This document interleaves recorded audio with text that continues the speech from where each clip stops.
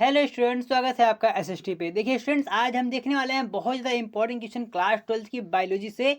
आज लगभग हम 320 क्वेश्चन को देखने वाले हैं और सारे क्वेश्चन बहुत ज़्यादा इंपॉर्टेंट है। सारे क्वेश्चन आपके एमसीक्यू से रिलेटेड होने वाले हैं, तो वीडियो को आपको लास्ट तक देखना है और इससे आपको शेयर भी करना है। साथ साथ इसका पूरा जो पीडीएफ है, पीडीएफ भी हम बिल्कुल आपको देने वाले हैं। तो अगर आपको इसका पूरा पीडीएफ चाहिए तो नीचे एक आपको व्हाट्सएप ग्रुप का लिंक दिया गया, आप उसे ज्वाइन करके आप वहाँ हमें मैसेज कर सकते हैं। आपको ये पूरा पीडीएफ मिल जाने वाला है और आप में कांटेक्ट कर सकते हैं और इसके बारे में आप वहाँ पर अन्य जानकारी भी प्राप्त कर सकते हैं। तो आइए देखते हैं आज की जो हमारी क्लास होने वाली है। बहुत ज़्यादा इंपॉर्टेंट क्लास है, तो आप इसको शेयर भी कीजिएगा अपने बायोलॉजी क्लास 12 वाले दोस्तों के साथ। तो आइए देखते हैं। देखिए सबसे पहला जो हमारा क्वेश्चन हो जाने वाला है, हमारा पहला क्वेश्चन क्या है कि मुकुलन द्वारा जनन किसमें होता है। मुकुलन द्वारा जनन किसमें होता है, तो यह ईस्ट में होता है। किसमें होता है? ईस्ट में होता है। ऑप्शंस आपको दिए गए हैं। देखिए थोड़ी सी वीडियो लंबी ना हो तो मैं कोशिश करूंगा कि आपको सारी चीज़ें फटाफट से लेकिन समझा समझा के मैं इसे ख़त्म कर दूँ। 320 क्वेश्चन है तो वीडियो लंबी तो होनी है। अगला देखते हैं। तो हमारा क्वेश्चन क्या है कि बिना निषेचन के फल निर्माण को क्या कहते हैं। बिना निषेचन के फल निर्माण को क्या कहते हैं, तो इसे कहते हैं अनिषेचक जनन। तो इसे अनिषेचक जनन कहते हैं और ये वाला ऑप्शन यहाँ पे यह सही हो जाने वाला है। इसके आगे चलते हैं। हमारा जो तीसरा क्वेश्चन क्या है, उभयलिंगी प्राणी क्या है। तो यहाँ पर आपको कुछ ऑप्शंस मिल जाएंगे, जैसे मुर्गी, सांप, या दोनों, या केचुआ। तो इसमें से उभयलिंगी कौन है? उभयलिंगी कौन है? नर या मादा दोनों लिंग होते हैं। तो ये आपका कछुआ यहाँ पर ऑप्शन ये सही हो जाने वाला है। कछुआ ऑप्शन यहाँ से यह राइट हो जाएगा। आगे चलते हैं अपने हम चौथे क्वेश्चन की तरफ। हमारा यहाँ चौथा क्वेश्चन क्या है कि निम्नलिखित में से किसका परागण जल द्वारा होता है। तो यहाँ पर जो आपके ऑप्शन दिए गए हैं इसमें से जैसे आपके यहाँ पर दिए गए ऑक्सीजलिन, कोमेलिना, यार बायोलॉजी क्या क्या नाम। क्वेश्चन नंबर 4 को देखते हैं। क्या क्वेश्चन है कि निम्नलिखित में से किसका परागण जल द्वारा होता है। किसका परागण जल द्वारा होता है, तो इसमें से ये आपका सी वाला सही हो जाने वाला है। इसमें से जोस्टेरा ये आपका सही हो जाने वाला है। आप चलते हैं अपने पांचवें क्वेश्चन की तरफ। हमारा पांचवा क्वेश्चन क्या है कि समसूत्री विभाजन होता है। समसूत्री विभाजन किस में होता है, तो यह कायिक कोशिका में होता है। कायिक कोशिका में क्या होता है? समसूत्री विभाजन होता है। यह सही हो जाने वाला है, इसको आपको याद कर लेना है। और देखते हैं छठवां क्वेश्चन हमारा क्या है कि अगुणित कोशिकाओं में संलग्न की प्रक्रिया को क्या कहते हैं। अगुणित कोशिकाओं में संलग्न की जो प्रक्रिया होती है उसे क्या कहते हैं? उसे कहते हैं संयुग्म। उसे संयुग्मन कहते हैं। क्या कहते हैं? संयुग्मन कहते हैं। ये वाला ऑप्शन यहाँ पर सही हो जाने वाला है। सातवें क्वेश्चन पे चलते हैं। हमारा सातवां क्वेश्चन क्या है कि जेलुमस बनते हैं। जेलुमस कहाँ बनते हैं? जेलमस कहाँ बनती है आप बताइए? ईस्ट में बनते हैं कि हाइड्रा में बनते हैं? तो यह स्पंज में बनते हैं। कहाँ पे? स्पंज में बनते हैं। यहाँ से आपका बी वाला ऑप्शन ये राइट हो जाने वाला है। आगे चलते हैं। हमारा जो 8वां क्वेश्चन है, हमारा 8वां क्वेश्चन क्या है कि समयुग्मी पाई जाती है। तो यह कहाँ पाई जाती है? यह आपके शैवाल में पाई जाती है। कहाँ पे? यह शैवाल में पाई जाती है। यहाँ जो ऑप्शंस दिए गए हैं उनको पढ़कर हम जो अपना टाइम है उसको बर्बाद नहीं करेंगे, क्योंकि आपके पास समय कम है। आपको फटाफट जो ऑप्शन दिए गए हैं आपको क्या करना है, आप इस वीडियो लेक्चर के साथ आप अपने साथ एक कॉपी और पेन जरूर रखें, ताकि आपको सारी चीज़ें आंसर और आपका जो क्वेश्चन उससे आप साथ साथ लिखते भी चलें। हमारा 9वां क्वेश्चन क्या है कि इसमें से जो है आपका ये ऑप्शन दिए गए हैं इसमें से किस आंतरिक निषेचन, मतलब किसमें आंतरिक निषेचन नहीं होता। यहाँ आपके कुछ ऑप्शन हैं, पक्षी, मेढक, स्तनपायी, या इनमें से कोई नहीं। आप यहाँ पे बताइए। तो मेढक ऐसा जीव है जिसमें आंतरिक निषेचन नहीं होता है। मेढक में आंतरिक निषेचन नहीं होता है। हमारा 10वां क्वेश्चन क्या है कि द्विखंडन एक प्रकार का है। द्विखंडन क्या है? यह अलैंगिक जनन है। द्विखंडन अलैंगिक जनन है। आपको इसे प्रॉपरली एकदम अच्छे से याद कर लेना है। आपको यहाँ से 1 नंबर मिल जाने वाला है। सारे क्वेश्चन मोस्ट इंपॉर्टेंट हैं। निम्नलिखित में से कौन कौन द्विगुणित है। निम्नलिखित में से कौन द्विगुणित है, तो कौन सा है? ये आपका पराग सही है, अंड है, या ए या बी दोनों, मतलब आपका पराग, अंड या दोनों, या आपका यहाँ पर जो इसमें सही ऑप्शन हो जाएगा वो आपका यहाँ पर डी वाला सही हो जाएगा। युग्मनज। युग्मनज में क्या होता है? यह द्विगुणित तो होता है। आगे चलते हैं। हमारा 12वां क्वेश्चन, हमारा जो 12वां वाला क्वेश्चन है क्या है? अंडप्रजक निम्नलिखित में से कौन है। इसमें से कौन सा अंडप्रजक है, तो आप बताइए। सर्प है कि मगरमच्छ है कि मुर्गी है। देखिए जो आपके ऑप्शन दिए गए हैं इसमें से कोई भी नहीं है, तो यहाँ पर ये आपका ऑप्शन नंबर डी सही हो जाने वाला। इसमें से कोई भी नहीं। तो अब देखते हैं हमारा 13वां वाला क्वेश्चन। हमारा 13वां क्वेश्चन क्या है कि इसमें द्विखंडन किसमें पाया जाता है, किसमें द्विखंडन पाया जाता है आपके दिए गए ऑप्शंस में। तो जलकुंभी में क्या द्विखंडन पाया जाता है, जी बिल्कुल नहीं। क्या कमल में पाया जाता है, जी बिल्कुल नहीं। सर्प में पाया जाता है, तो नहीं। या आपके अमीबा में पाया जाता है, तो यहाँ पे आपका ऑप्शन नंबर सी सही हो जाने वाला है। आगे चलते हैं हमारे 14 वाले क्वेश्चन पे। तो क्या है कि बिना निषेचन के फल बनाने की क्रिया को कहते हैं, बिना निषेचन में फल बनाने की क्रिया को क्या कहते हैं, उसको कहते हैं पाइथेनोकार्पिक। उसको क्या कहते हैं, पाइथेनोकार्पिक कहते हैं। आपको कोशिश कीजिए सारी चीज़ों को आप इंग्लिश में याद कीजिए, ताकि हिंदी में थोड़ा सा जो इसके वर्ड हैं वो आपको थोड़ा सा उसको पढ़ने में कठिनाई हो सकती है। तो आप सारी चीज़ों को इंग्लिश में याद करने की कोशिश जरूर कीजिएगा। हमारा 15वां क्वेश्चन क्या है, द्विनिषेचन किसमें पाया जाता है। आपके ये यहाँ पर जो ऑप्शन दिए गए हैं इसमें से किसमें द्विनिषेचन पाया जाता है, तो यह पाया जाता है आवृत्ति बीज में। किसमें, आवृत्ति बीज में पाया जाता है। 16वां हमारा क्वेश्चन क्या है कि प्राकृतिक अनिषक जनन पाया जाता है, यानी प्राकृतिक अनिषक जनन किसमें पाया जाता है। यहाँ पे आपके कुछ ऑप्शंस दिए गए हैं, किसमें, मधुमक्खी में यह पाया जाता है, कि मच्छर में पाया जाता है, या इनमें सभी में पाया जाता है। तो यह मधुमक्खी में पाया जाता है, किसमें, यह मधुमक्खी में पाया जाता है। क्या पाया जाता है, अनिषक जनक पाया जाता है। देखते हैं अपना अगला क्वेश्चन। हमारा अगला क्वेश्चन क्या है, 17वां।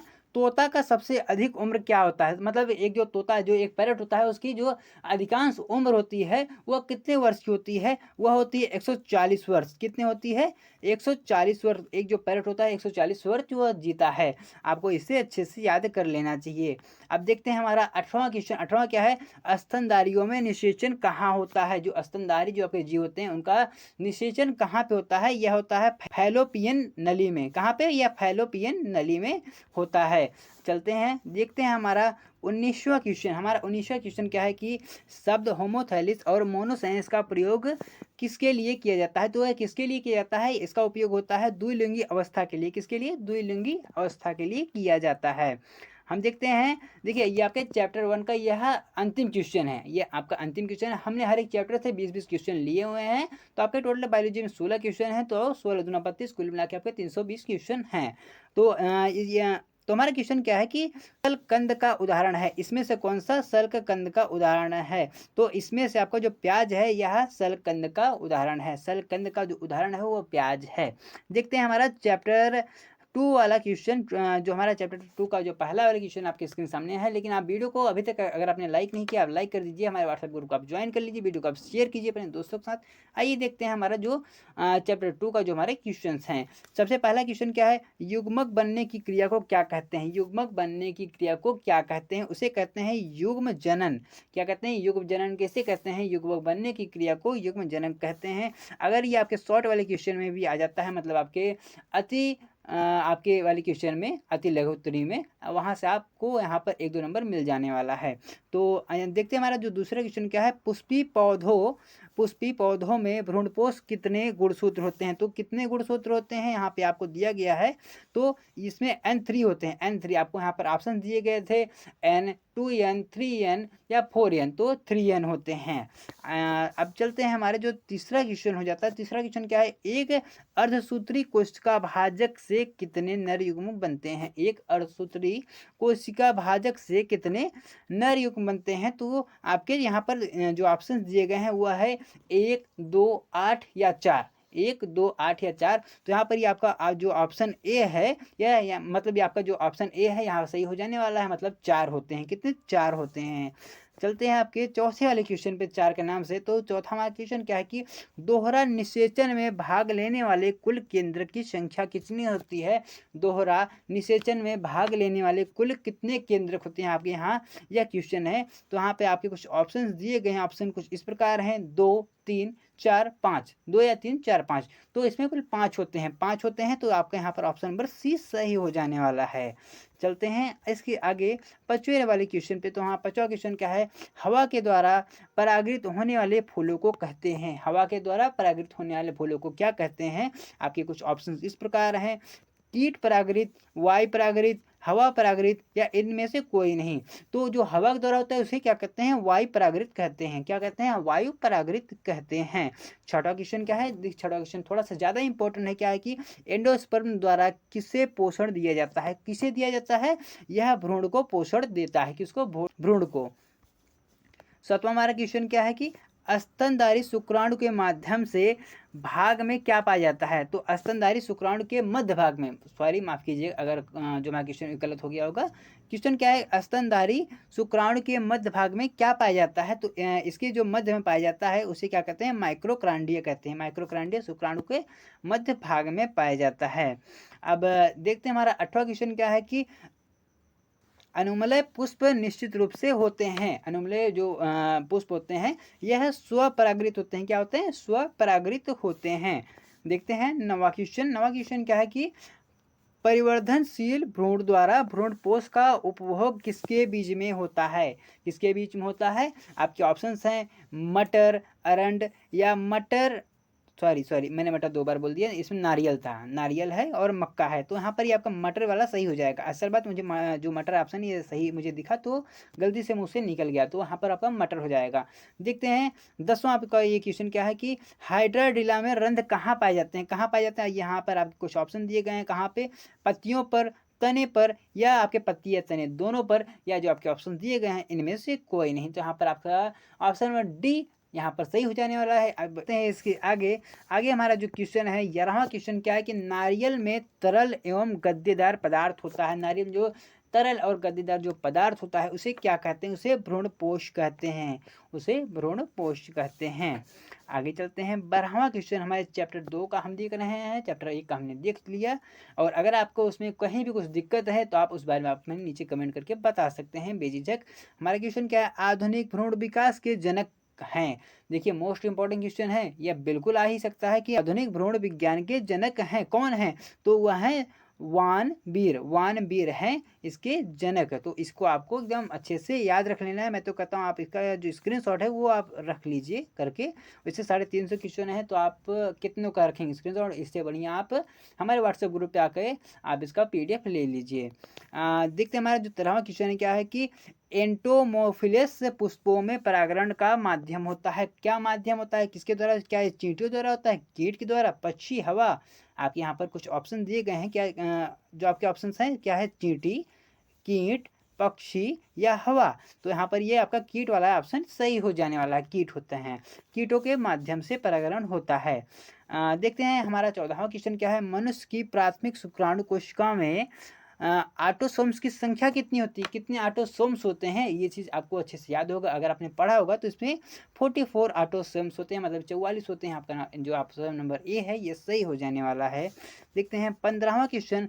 15वां क्वेश्चन काफ़ी आसान क्वेश्चन है कि निम्न में से कौन सा कीटभक्षी पौधा है? निम्न में से कौन सा कीटभक्षी पौधा है? तो कौन सा होता है? डोरसोरा, नेप्थिन्स या ए या बी दोनों?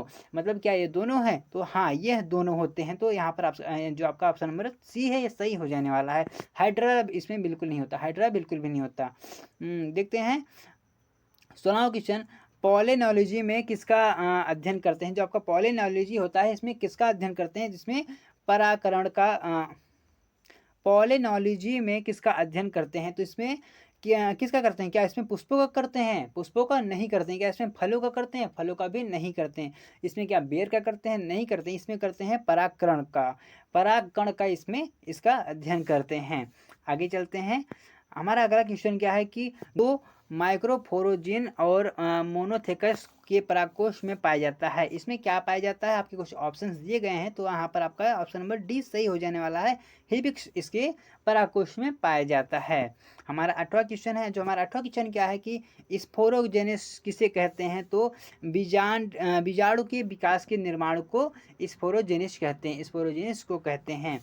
आगे चलते हैं अपने 19वें क्वेश्चन में। हमारा 19वां क्वेश्चन क्या है कि अनुमेल्य परागण के वाले पौधों में निश्चित रूप से होता है। क्या होता है इसके पौधों में? तो यह स्वपरागण होते हैं। या कैसे होते हैं? यह स्वपरागण होते हैं।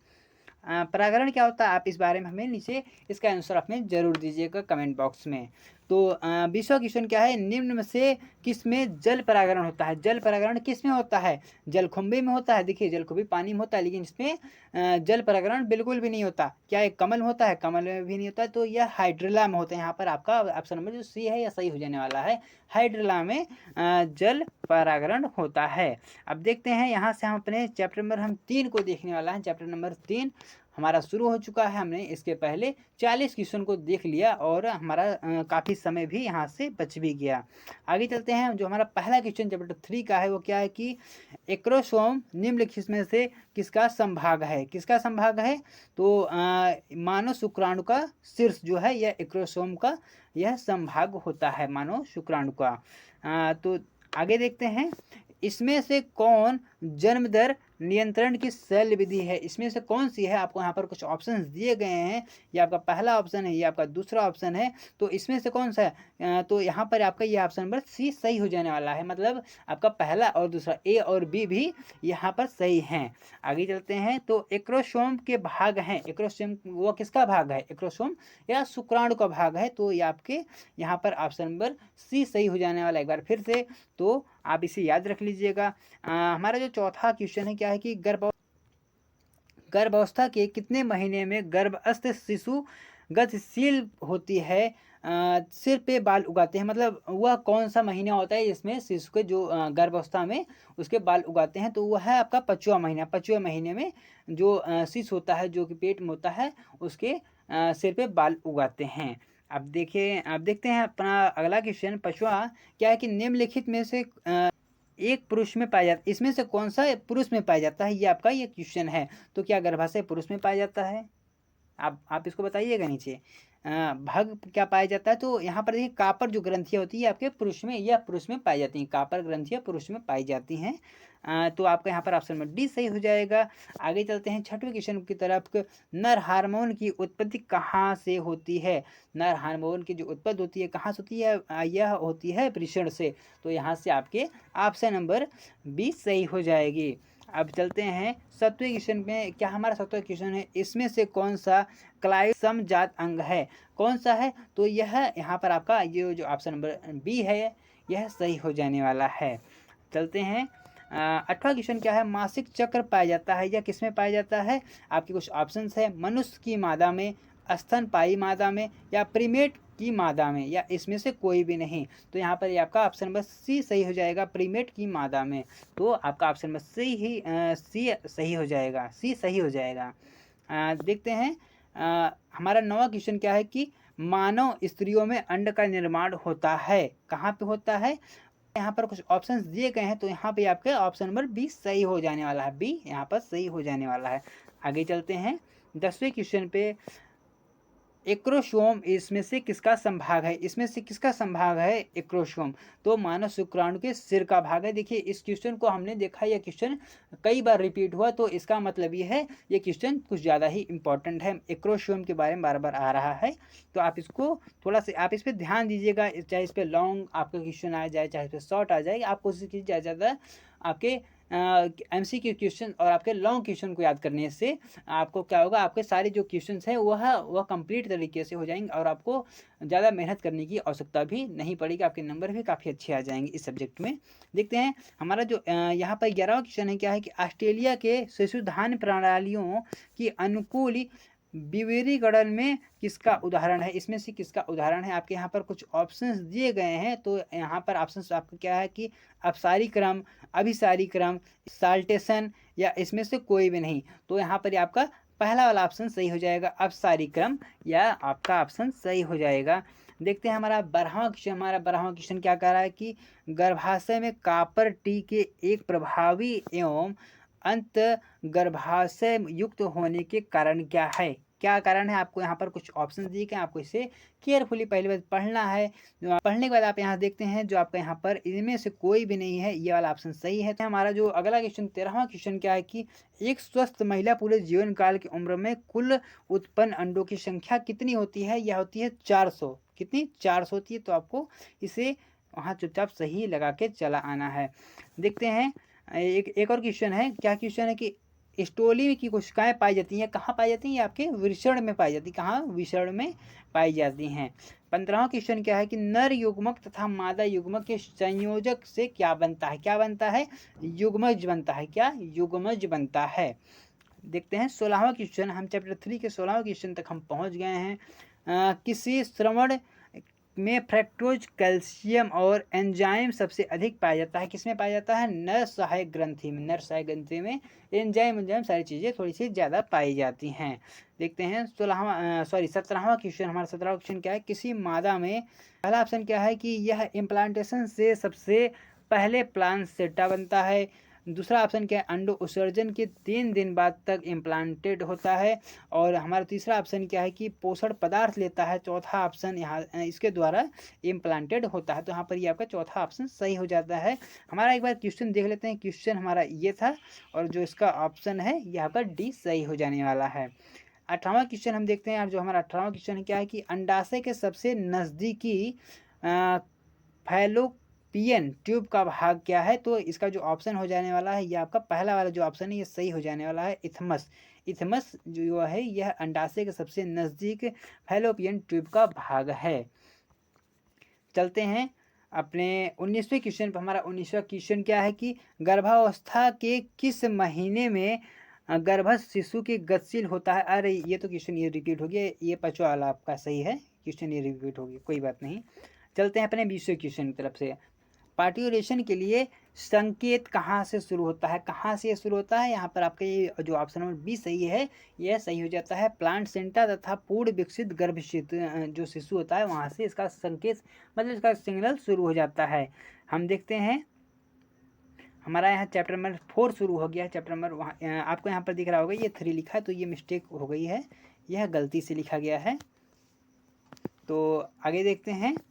तो हमारा जो क्वेश्चन है सबसे पहला हमारा चैप्टर 4 का क्या क्वेश्चन है कि जनन स्वास्थ्य के लिए क्या सावधानियां जरूरी हैं? क्या सावधानी जरूरी है? गर्भपात, यौन संचारित रोग से बचाव, गर्भवती का समुचित देखभाल करना। इसमें से क्या है? इसमें से कोई भी नहीं, इसमें से कोई भी नहीं है। देखते हैं हमारा जो दूसरा है। दूसरा हमारा क्या है कि निम्नलिखित में से कौन सा यौन संचारित रोग है? कौन सा है? ये आपका यहाँ पर ऑप्शन नंबर डी सही हो जाएगा, सिफिलिक्स। ये आपका ऑप्शन यहाँ पर सही हो जाएगा। देखते हैं क्वेश्चन नंबर 3 आपके चैप्टर नंबर 4 का, महिलाओं में शल्य क्रिया द्वारा बाध्यकरण की प्रक्रिया को क्या कहते हैं? इसे कहते हैं नालिका उच्छेदन। नालिका उच्छेदन। देखिए इसके हिंदी थोड़ी सी डिफिकल्ट है, तो आपको इस पर एक बार गौर फरमाना पड़ेगा ताकि आपको वहाँ पे कन्फ्यूजन ना हो। जो आपका पेपर होगा वह हिंदी और इंग्लिश वो दोनों में आएगा, तो आप कोशिश कीजिए कि आप हिंदी और इंग्लिश आप दोनों पे एक बार अच्छे से ध्यान दें। तो आपका यहाँ पर ये पहला ऑप्शन सही हो जाएगा। कापर टी रोकता है, आपने इस बारे में पढ़ा होगा। कापर टी क्या रोकता है? यह निषेचन को रोकता है। कापर टी यह निषेचन को रोक देता है। 5वां क्वेश्चन। इनमें से कौन सा जनसंख्या नियंत्रण का प्राकृतिक उपचार है? कौन सा है? क्या यह शिकार है, परजीवता? तो यहाँ पर आपके ऑप्शन सी सही हो जाएगा, मतलब शिकार और परजीवता यह दोनों है, दोनों के दोनों हैं। आपका ऑप्शन नंबर सी सही हो जाएगा। 6वां क्वेश्चन क्या है? निम्नलिखित में से कौन विषाणु जनित रोग है? इनमें से कौन सा विषाणु जनित रोग है? क्या फ्लू है या पोलियो या एड्स? तो इनमें से कोई भी नहीं है। आपका यहाँ पर एक बार फिर से ऑप्शन नंबर डी सही हो जाने वाला है। आगे चलते हैं 7वें नंबर क्वेश्चन पे। तुम्हारा 7वां नंबर क्वेश्चन क्या है कि जनसंख्या नियंत्रण के लिए हार्मोनल गर्भनिरोधक गोली प्रयुक्त की गई है? कौन सी जो गोली है वो प्रयुक्त की गई जनसंख्या नियंत्रण के लिए? आपके सामने कुछ ऑप्शंस दिए गए हैं। ऑप्शंस हैं मालाडी, मालायन या सहेली। तो इनमें से कोई भी नहीं, इनमें से कोई भी नहीं है। जो आपके ये ऑप्शंस हैं ये सारे के सारे यह गलत, मतलब आपके जो ऑप्शन नंबर डी है वह सही हो जाने वाला है। जनसंख्या अधिक होने से क्या होता है? आपके यहाँ पर कुछ ऑप्शन दिए गए हैं। क्या आय में कमी होती है? ये चीज़ आपको यहाँ पर सही लग रहा होगा एक पॉइंट के लिए, लेकिन नहीं, ये गलत है। खनिज पदार्थ की कमी होती है, जमीन की कमी होती है। तो इनमें से कोई नहीं, आपके यहाँ पर जो ऑप्शन है इनमें से ऐसा कोई भी नहीं है। आपको अगर आपने बुक को अच्छी तरह से रीड किया होगा तो इसका जो आंसर है इससे आपको पता होगा। देखते हैं 9वां क्वेश्चन क्या है कि यौन संचारित रोग है, इसमें से कौन सा है यौन संचारित? क्या खसरा यौन संचारित है? नहीं, टीबी भी नहीं है। गोनोरिया, ये आपका यह जो ऑप्शन है यह सही हो जाएगा। यहाँ पे आपका ऑप्शन नंबर सी सही हो जाने वाला है। देखते हैं हम 10वां क्वेश्चन। 10वां क्या क्वेश्चन है कि निम्नलिखित में से किसे कापट्टी रोकता है? कापट्टी किसे रोकता है? अंडो उत्सर्ग को रोकता है। कापट्टी अंडो उत्सर्ग को रोकता है, यानी आपके निषेचन को रोकता है। देखते हैं 11वां क्वेश्चन। 11वां क्या क्वेश्चन है कि निम्नलिखित में से कौन जन्म दर नियंत्रण का शैल विधि है। इसमें से कौन सा आपका जन्म दर शैल विधि है। आपके कुछ ऑप्शंस दिए गए हैं, उसमें से देखते हैं जो हमारा ऑप्शन ए और ऑप्शन बी, यह दोनों सही हो जाते हैं, मतलब वैक्यूटोमी एंड ट्यूबेक्टोमी, यह आपका दोनों सही हो जाएगा। तो आपका यहाँ पर ऑप्शन नंबर सी सही है, मतलब जो आपका पहला ऑप्शन भी सही है, दूसरा भी सही है। आपके ऑप्शन जो सी में है वो वहाँ पर लिखा है ए और बी दोनों, मतलब आपकी दोनों वहाँ दोनों सही हो जाते हैं। 12वां क्वेश्चन क्या है कि जनसंख्या अधिक होने से क्या होती है। तो प्रति व्यक्ति आयु की कमी हो जाती है, प्रत्येक व्यक्ति की जो आयु में वो क्या होती है, उसमें कमी आती है। तो यहाँ पर आपका पहला ऑप्शन सही हो जाता है। देखते हैं ये देखिए मोस्ट इंपॉर्टेंट क्वेश्चन है आपका 13वां क्वेश्चन क्या है कि जनसंख्या विस्फोट का परिणाम क्या है। क्या परिणाम हो सकता है कि आय में ह्रास होगा, या भूमि में ह्रास होगा, या खनिज में ह्रास होगा। तो इनमें से कोई भी नहीं होने वाला, इनमें से कोई भी नहीं है। आपके यहाँ पर देखते हैं अगला क्वेश्चन, वर्तमान समय भारत में गर्भ निरोधक की सर्वाधिक मान्य विधि क्या है। कौन सी इसमें से गर्भ निरोधक की मान्य विधि है, मतलब ये कौन सी आपकी इलीगल है, इलीगल नहीं। तो यहाँ पर आपका जो ऑप्शन नंबर ये सी है, ये सही हो जाएगा। अंत गर्भाशयी युक्तियाँ, यह यहाँ पे सही हो जाने वाला है। देखते हैं 15वां क्वेश्चन। हमारा 15वां क्वेश्चन क्या है कि निषेचन रोकने की शल्य विधि को क्या कहते हैं। निषेचन रोकने की शल्य विधि को कहते हैं, ये आपके यहाँ पर देखिए कुछ ऑप्शन दिए गए हैं, ये कुछ ऑप्शन जो ऑप्शन दिए गए हैं यहाँ पे, जो आपका ऑप्शन नंबर डी है ये सही हो जाने वाला है। अर्थात आपके यहाँ पर ऑप्शन नंबर ए भी सही है, बी भी सही है और सी भी सही है। तो कुल मिला के आपका यहाँ पर सभी ये आपके सारे सही हैं, तो आपको इसे प्रॉपरली याद रख लेना है। 16वां क्वेश्चन हमारा क्या है। 16वां है कि ये क्वेश्चन थोड़ा सा बड़ा है लेकिन इम्पोर्टेंट है। क्या है कि गर्भाशय में कॉपर टी एक प्रभावी एवं अंत गर्भाशयी युक्तियों से होने वाला मुख्य कारण है। कौन सा कारण है। शुक्राणुओं के निषेचन की क्षमता की कमी, गर्भाशय में कॉपर टी आयन मोइच होने के कारण शुक्राणुओं की भक्षाणु क्रिया में वृद्धि, शुक्राणु की गतिशीलता में कमी। देखिए ऑप्शन इसके जो हिंदी है थोड़ी सी डिफिकल्ट है, मैंने ये चीज़ आपको पहले भी कहा। तो कुल मिला के यहाँ पर जो आपका उपयुक्त सभी है। इंपॉर्टेंट क्वेश्चन है अब जो आया है 17वां वाला क्वेश्चन क्या है कि भारत में प्रथम जनगणना कब हुई थी। प्रथम जनगणना कब हुई थी। आप अभी पढ़े लिखे हैं तो आपको ये चीज़ पता होगा। 1951 में 1951 में पहली जनगणना हुई थी, और ये प्रत्येक 11 साल पे होती है। फिलहाल अभी तो ये नहीं हो रही। अब देखते हैं 18वां क्वेश्चन क्या है कि उच्च मृत्यु दर के कारण जनसंख्या में तीव्र ह्रास कहलाती है। यह क्या कहलाती है। जनसंख्या अपवन कहलाती है, जनसंख्या अवनपन कहलाती है, जनसंख्या विस्फोट कहलाती है। इनमें से कोई भी नहीं। तो यहाँ पर आपका ऑप्शन नंबर 20 सही हो जाने वाला है। आगे चलते हैं 19वां क्वेश्चन हमारा क्या है कि सहेली जो मादा गर्भ निरोधक पुटिका है, यानी गोली है, पुटिका मतलब गोली है, हिंदी इसकी थोड़ी सी स्ट्रांग है ज़्यादा। तो सहेली एक मादा गर्भ निरोधक गोली है जो कि प्रयोग की जाती है किसके लिए। साप्ताहिक के लिए, मतलब ये मासिक चक्र के लिए प्रयोग की जाती है। आगे चलते हैं। तो ये आपका 20वां क्वेश्चन क्या है कि इनमें से कौन सा यौन संचारित रोग है। इसमें से कौन सा आपका यौन संचारित रोग है। तो ये चीज़ हम कब से देखते आ रहे हैं। तो इनमें से सभी के सभी ये जो है आपका एड्स जो है या गोनोरिया है, ये सारे आपके यौन संचारित रोग हैं। चलते हैं अपने 25वें चैप्टर की तरफ। तो हमारा पहला क्वेश्चन क्या है कि जब कोई गुण एक से अधिक विपरीत जोड़ों द्वारा संचालित होता है तो उसे क्या कहते हैं। उसे कहते हैं बहुविकल्पता, बहुविकल्पता कहते हैं। आगे चलते हैं। हमारा 5वां क्वेश्चन क्या है कि इनमें से कौन सा यौन संबंध गुण है। कौन सा है। वर्धनता। वर्धनता क्या होता है। यह आपका जेनेटिक होता है, या अगर मान लीजिए किसी को फैमिली में हुआ है, भगवान न करे ना हो, लेकिन अगर हुआ है तो ये आपका जेनेटिक होता है। यह आगे चल के ये होता ही रहता है, मतलब आपके बेटे के बेटे, बेटे के दादा के पोते, मतलब ये ऐसे होता ही रहता है। देखते हैं हमारा तीसरा क्वेश्चन। तीसरा हमारा क्या है कि हीमोफीलिया एक तरह की बीमारी है। यह कैसी बीमारी है। यह कैसी बीमारी, क्या यह वंशानुगत बीमारी है, जेनेटिक बीमारी है। नहीं, हीमोफीलिया एक जेनेटिक बीमारी नहीं है। अप्रभावी लक्षण हुए हैं। नहीं, ये वाला ऑप्शन ये सही हो जाने वाला है। आपका यहाँ पर ऑप्शन नंबर डी सही हो जाने वाला है। हमारा चौथा क्वेश्चन क्या है कि किसी परिवार की अनेक पीढ़ियों के लक्षण का विश्लेषण क्या कहलाता है। वंशावली कहलाता है। क्या। वंशावली विश्लेषण कहलाता है। ठीक, आपका ऑप्शन नंबर इज सही हो जाने वाला है। ये चीज़ तो आपको काफ़ी अच्छे से पता भी होगा, पहले से भी पता होगा। क्रॉसिंग ओवर इनमें से किस अवस्था में होती है। किस में होती है। पैकेटिन में होता है। किसमें? पैकेटिन में होता है। आपका यहाँ पर एक बार फिर से ऑप्शन नंबर ए सही हो जाने वाला है। चलते हैं अपने छठवें क्वेश्चन की तरफ। हमारा छठवां क्वेश्चन क्या है कि मेंडल के प्रयोगों पर विपरीत लक्षणों की जोड़ी को क्या कहते हैं? क्या कहते हैं? क्या उसे जीन कहते हैं? आपका ऑप्शन नंबर सही या जो आपका ए वाला, क्या है सही है? नहीं।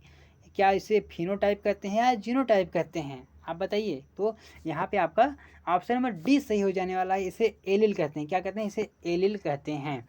चलते हैं सातवें क्वेश्चन की तरफ। हाँ, सातवां क्वेश्चन क्या है कि वाई गुणसूत्र पर स्थित जीन हैं, ये आपके लिंग संलग्न जीन होते हैं। कौन से? आपके वाई गुणसूत्र वाले यह लिंग संलग्न जीन होते हैं। आठवां क्वेश्चन हमारा क्या है कि युग्मन विकर्षण के सिद्धांत को किसने प्रतिपादित किया? यह भी मोस्ट इम्पॉर्टेंट, जितना आप यम लगा दिए बहुत ज़्यादा मोस्ट इम्पॉर्टेंट क्वेश्चन है। जो यहाँ पर सिद्धांत को प्रतिपादित करने की बात कर रहा है, तो यहाँ पर आपका जो ऑप्शन नंबर ये बी है यहाँ सही हो जाने वाला है। बेटसन और पनेट ने किया था। किसने? पनेट ने किया था। आपका ऑप्शन नंबर बी सही हो जाने वाला है। चलते हैं, मंडल ने प्रस्तावित किया। मेंडल ने क्या प्रस्तावित किया था? कौन सा नियम किया था? आनुवांशिक का नियम, मतलब आपके जेनेटिक का नियम, यह उन्होंने प्रस्तावित किया था। चलते हैं 10वें क्वेश्चन की तरफ, फटाफट देखते हैं क्योंकि क्वेश्चन काफ़ी ज़्यादा हैं।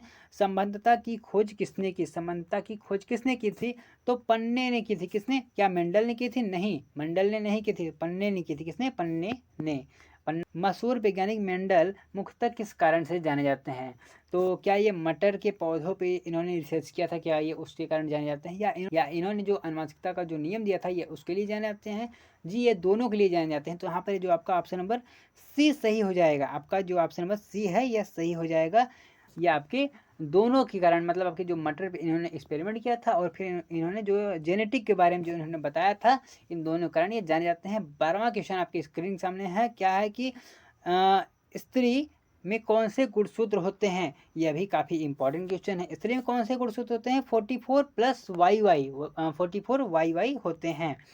चलते हैं 13वां क्वेश्चन हमारा क्या है कि 13वां क्वेश्चन है, यदि पिता का रक्त वर्ण AB है, अगर पिता का ब्लड ग्रुप AB है, माता का B है, तो उसके संतान का जो ब्लड ग्रुप है वह कौन सा होने की संभावना? देखिए, कोई भी प्रेडिक्ट नहीं कर पाएगा इतना करेक्ट। तो संभावना, हम यहाँ पर संभावना की बात कर रहे हैं, तो 0% अगर माता का AB है और पिता का B है तो पुत्र का क्या होगा? इस चीज़ की कोई भी संभावना नहीं है, या इसे कोई भी ऐसे ही नहीं बता सकता बिना जांच किए। तो अब देखते हैं, एक संकरण का जेनोटाइपिक अनुपात क्या होता है? क्या होता है? 1:2:1 होता है। आपका यहाँ पर ऑप्शन नंबर ए सही हो जाता है। चलते हैं अपने हम 15वें क्वेश्चन पे। हमारा 15वां क्वेश्चन क्या है कि एक ही स्थान पर उपस्थित रहने वाले जीन जिनकी विभिन्न अभिव्यक्ति होती है वह बहु अश्लील कहलाते हैं। आपका यहाँ पर ऑप्शन नंबर ए सही हो जाएगा। अब चलते हैं 16वां क्वेश्चन। 16वां क्वेश्चन काफ़ी बड़ा है। विशुद्ध लाल पुष्प, मतलब कुल मिला के विशुद्ध मतलब उसमें वो पूरी तरह वह लाल ही है, ठीक है। ये इनकी हिंदी थोड़ी सी खतरनाक है। तो यहाँ पर बोल रहे हैं लाल फूल और सफ़ेद फूल, पुष्प मतलब फूल होता है, जिसे आपको पता है कि पौधों में संकरण कराने वाली पहली संतान में सभी गुलाबी पुष्प वाले हैं। एक बार इसको समझा देते हैं, एक बार अच्छे से पढ़ के। कह रहे हैं कि विशुद्ध लाल पुष्प और विशुद्ध सफ़ेद पुष्प वाले पौधों में जो संकरण कराने वाली पहली संतान में सभी गुलाबी पौधों वाले पौधे मिले हैं। यह एक प्रकार का क्या है? यह क्या है? यह है अपूर्ण प्रभाविता, यानी इसकी जो पहली संतान है यह गुलाबी रंग की है, तो यह क्या है? अपूर्ण प्रभाविता। अब चलते हैं 17वें क्वेश्चन पर। अब चलते हैं 17वें क्वेश्चन पे। हमारा जो 17वां क्वेश्चन क्या है कि सबसे अधिक तथा सबसे कम जीन वाले मानव गुणसूत्र इनमें से कौन है? इनमें से कौन है? आपका यहाँ पर ऑप्शन नंबर ए सही हो जाएगा। क्या है कि गुणसूत्र 21 और Y यह सबसे कम जीन वाले हैं। अब चलते हैं 18वां क्वेश्चन। 18वां हमारा कौन सा क्वेश्चन है कि इनमें से कौन सामान्यतः रक्तदाता समूह है? कौन सा है? ओ जो होता है, ओ वाला, ओ यह अधिक दान किए जाते हैं। मतलब ये सबको यह दे सकता है लेकिन ले नहीं सकता, यह सबसे बड़ी समस्या है। दत्र कोशिका रक्तता प्रदर्शित करता है। फ्लाफी ओट्रापी यह प्रदर्शित करता है। क्या? फ्लाफी ओट्रापी, मतलब यहाँ पर आपका ऑप्शन नंबर यह 20 सही हो जाने वाला है। 20वें क्वेश्चन पर हम चलते हैं। 20वां क्वेश्चन क्या है कि आनुवंशिकी शब्द किसने प्रस्तावित किया? यह बहुत ज़्यादा इम्पोर्टेंट क्वेश्चन है। तो यह किसने प्रस्तावित किया? क्या ये मेंडल ने किया था? नहीं। मार्गन ने किया था? बिल्कुल भी नहीं। यह बेटसन ने किया था। किसने? बेटसन ने किया था। तो स्टूडेंट्स यहाँ तक थे आपके ये चैप्टर 5 तक कुछ मोस्ट इंपॉर्टेंट क्वेश्चन। देखिए वीडियो थोड़ी सी लंबी हो रही है और आप भी बोर हो रहे होंगे और मैं भी थोड़ा सा थक ही गया हूँ। तो अब हम क्या करेंगे, हम चैप्टर 6 से हम देखेंगे इसकी अगली वीडियो में हम कुछ और भी इंपॉर्टेंट क्वेश्चन। देखिए हमने चैप्टर 5 तक देख लिया, मतलब हमने 5 दिनों का स्कूल मिला, हमने 100 क्वेश्चन हमने अच्छे से देख लिया, उसको हमने प्रिपेयर भी कर लिया है। अगर आपको किसी भी प्रकार की समस्या कष्ट है तो इस बारे में आप हमें नीचे कमेंट में बॉक्स में बता सकते हैं। बाकी आपको ये पूरा पीडीएफ मिल जाने वाला है हमारे व्हाट्सएप ग्रुप पे, आप वहाँ पर ये पूरा पीडीएफ मिल जाने वाला है। तब तक के लिए मिलते हैं आपको हम किसी एक नई वीडियो में। जय हिंद, जय भारत।